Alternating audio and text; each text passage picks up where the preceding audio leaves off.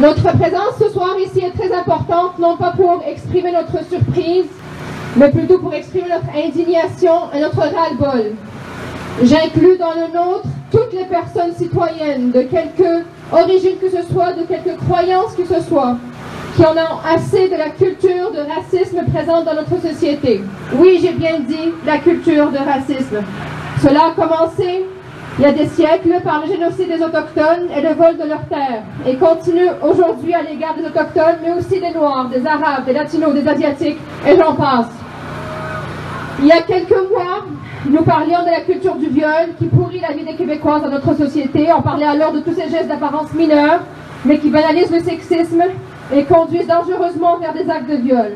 De façon analogue, nous nous devons aujourd'hui de parler de la culture de racisme. Il s'agit alors des micro-agressions, des discours politiques et médiatiques, des projets de loi, des représentations des personnes de confession musulmane, mais aussi des silences devant des propos profondément racistes et islamophobes qui empoisonnent le quotidien de dizaines de milliers de musulmanes et de musulmans au Québec depuis plus de 15 ans maintenant.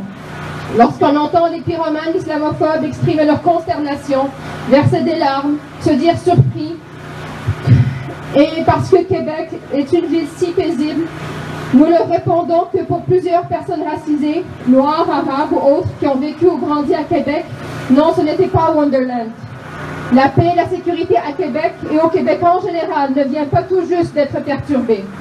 Pour des dizaines de milliers de femmes autochtones au Québec, leur sécurité est menacée depuis bien longtemps. Pour des dizaines de femmes musulmanes, leur sécurité est menacée depuis que le Québec s'est lancé dans les traces de la France par ses politiques islamophobes. Et pour des dizaines de milliers de personnes québécoises de femmes musulmanes, l'acharnement politique et médiatique, les manipulations politiques sont tout sauf des expressions de la paix québécoise. L'industrie de l'islamophobie est très lucrative et certains la défendent bec et ongle. Certaines personnalités médiatiques et politiques, entre autres, refusent la légifération sur les discours haineux pour défendre leur liberté d'expression. Eh bien, nous leur disons que votre liberté d'expression haineuse se heurte au droit à la vie des personnes québécoises de foi musulmane ce soir.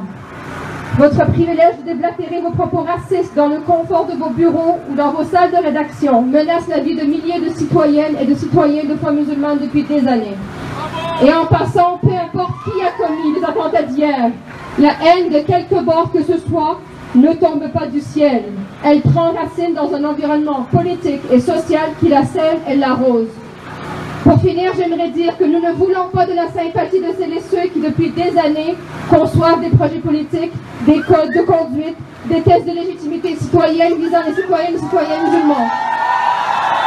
Aujourd'hui, nous devons leur demander à ce qu'elles et qu'ils aient l'humilité et l'honnêteté de faire un examen de conscience pour reconnaître leur rôle actif dans l'attentat terroriste d'hier.